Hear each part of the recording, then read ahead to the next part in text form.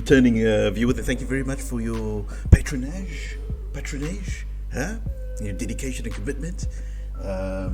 Yeah, I really appreciate it. If you're a new viewer, press the subscribe button.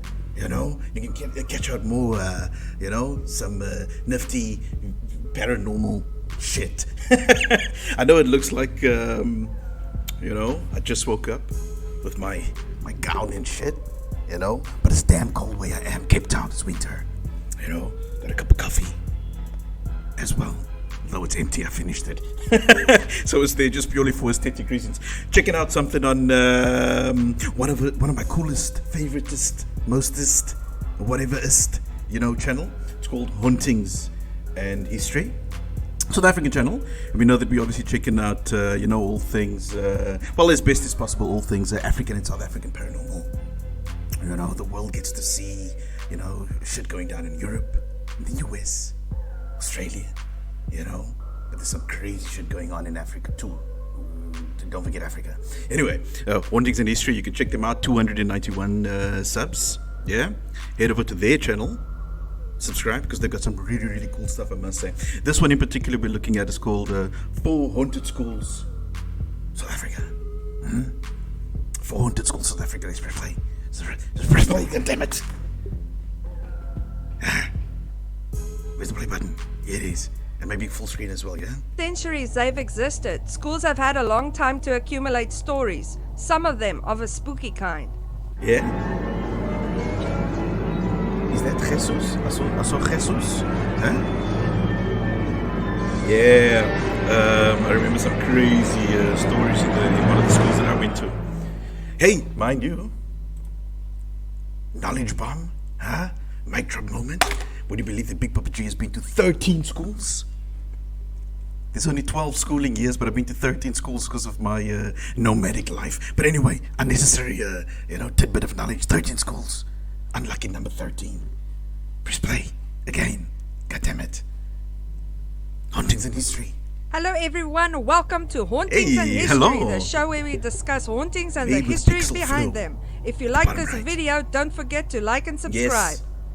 I've liked and Muir subscribed. College, Uitenhage. Muir College is without a doubt one of the oldest public schools in South Africa. Yes, I know about if not that. the oldest. The school Muir can College, trace its roots Uitenhage. all the way back to 1822, when a Scottish man named James Rose Innes founded Uitenhage's first free government school. The school started with a modest 60 pupils, but by 1929, the total of the pupils we got the reached trip over going on, 167. Yeah, In 1875, the school moved to a new premises on the corner of Cannon Street and Park Avenue. And in 1892, the school was officially named Muir Academy in honor of the Superintendent General of Education in the Cape, Sir Thomas Muir. In 1906, a new bigger building had been built on the Park Avenue site. And in 1962, the school would split into a primary school that was on the building on the corner of Cannon Street and Park Avenue, and the high school that was just north in Park Avenue.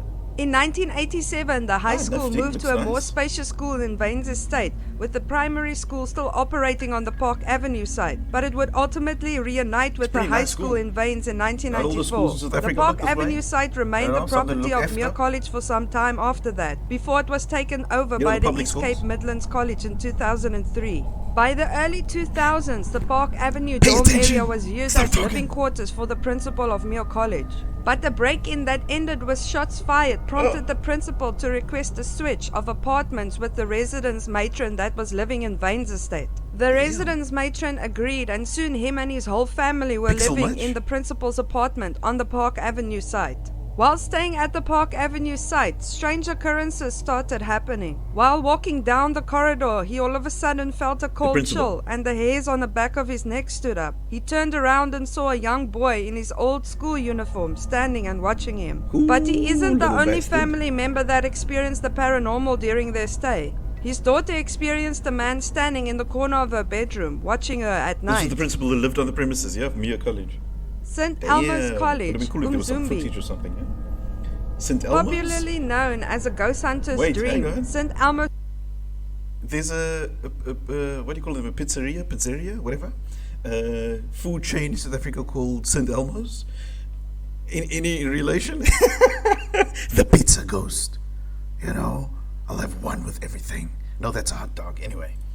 College used to be a retreat for nuns as well as a remedial school for students with learning disabilities. Catholic school. The convent was erected between 1918 and 1939, but ultimately closed in 1994 due to lack of government funding. From 1994 till this day, it lays abandoned and many attempts at selling the building has failed, despite the fact that it's just a couple of 100 meters from its own 400-meter stretch of blue flag coastline.